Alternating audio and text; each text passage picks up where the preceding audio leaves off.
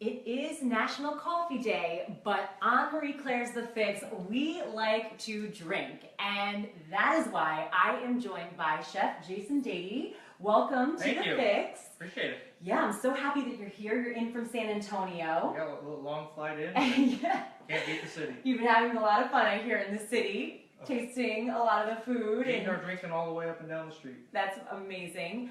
Jason is here with us. He is a James Beard semifinalist. He's won Best Chef San Antonio, and he also is very well known for his restaurants, many restaurants in San Antonio, including the Shuck Shack. Yep. Is that correct?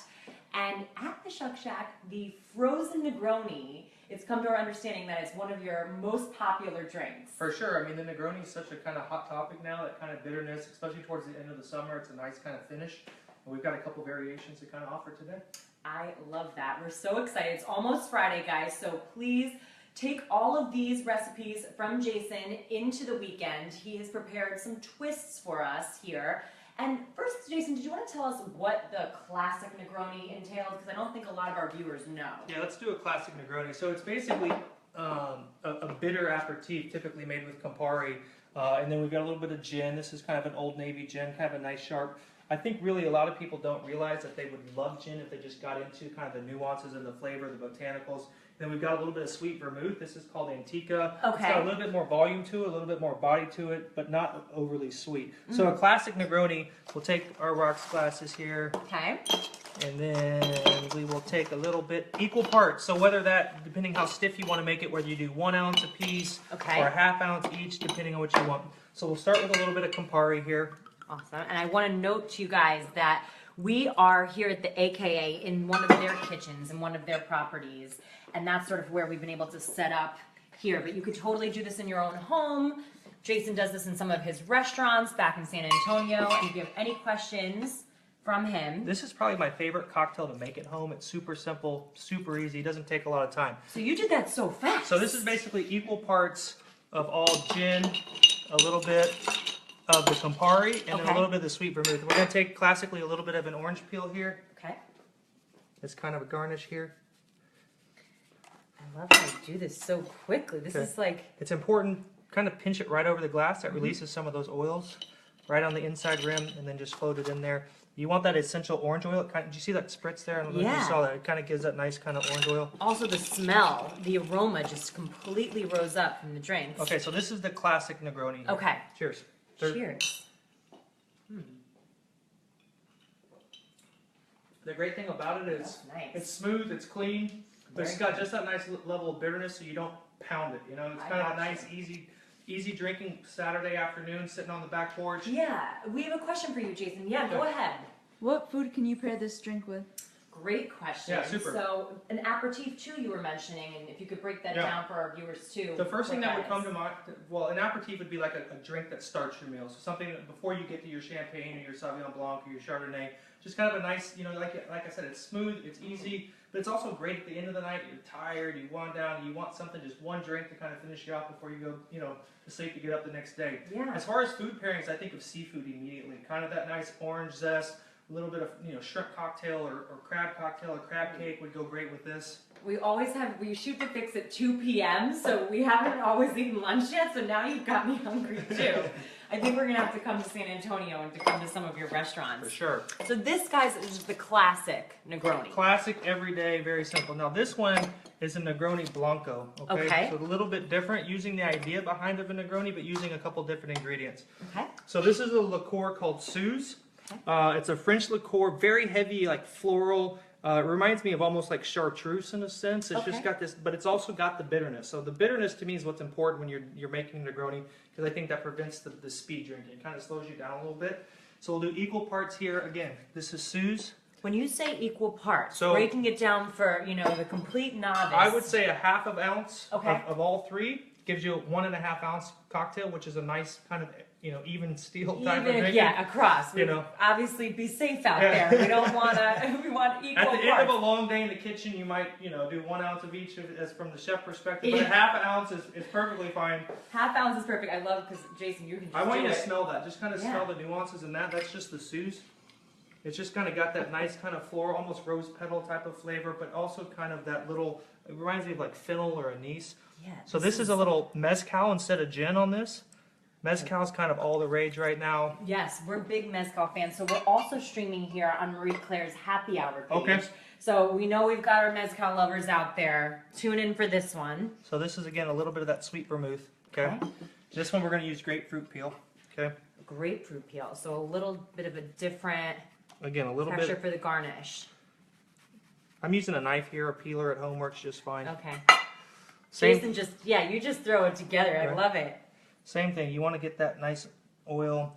Rub it around the inside rim so you get that nice oil flavor kind of all the way through. Can I do this one? Yep, yep. So you just kind of, Squeeze it, and Squeeze what will it. happen is it just exposes all those essential oils from the grapefruit. oh yeah. And then as you kind of rub it on the inside, you get that nice kind of light undertone of the grapefruit or the citrus peel on the inside. Wow, I don't think I've ever done this before. Stir these just a little bit, just to Okay. kind of chill them. You know, the nice thing is you don't have to kind of, you don't need a shaker. You don't need to sit there and beat the junk out of them. We have another Yeah. question for you too, Okay. Jason. Go ahead. Are there other fruits you can put in these drinks? I Do think you really recommend any, any other fruits? yeah, any type of citrus works great. I like kind of the lighter style, as far as the color. Limes probably aren't going to work because it's a little bit too acidic. Mm-hmm. Lemons work perfectly fine. There's so many variations of orange, which are going to give you different flavor profiles, whether that's a car orange or blood orange or just a Seville orange, something like that. Sure. And then the grapefruit, same thing. So this is our Negroni Blanco. Cheers. Negroni Blanco. Cheers. You're going to like this. If you like Negroni, you'll like this. This has a great smoky undertone. Oh yeah.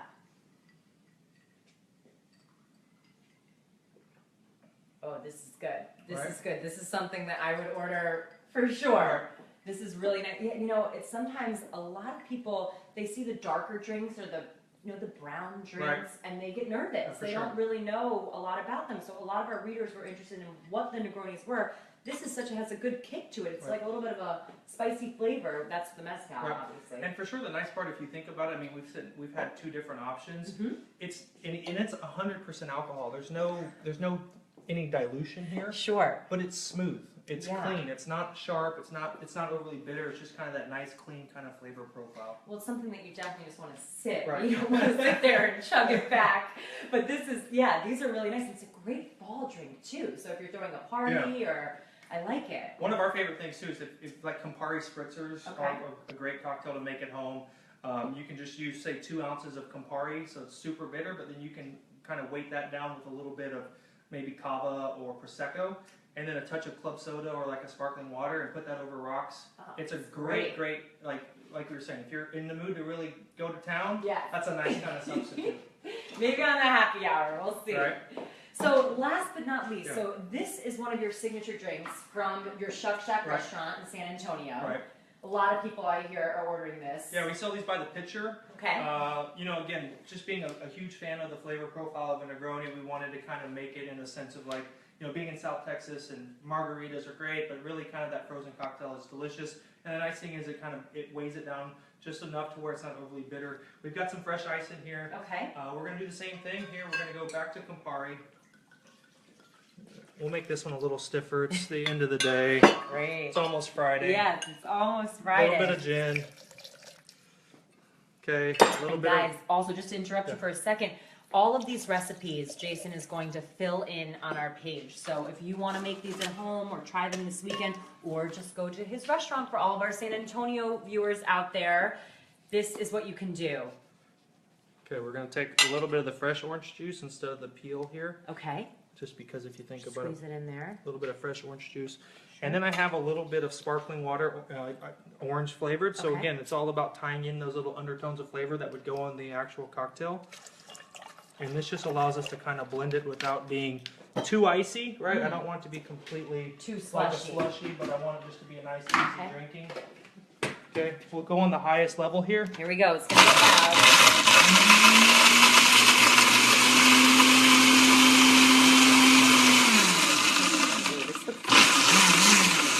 Looks like an alcoholic smoothie. We've done smoothies on the mix before, but this I think is more my speed. Okay. This looks great, Jason.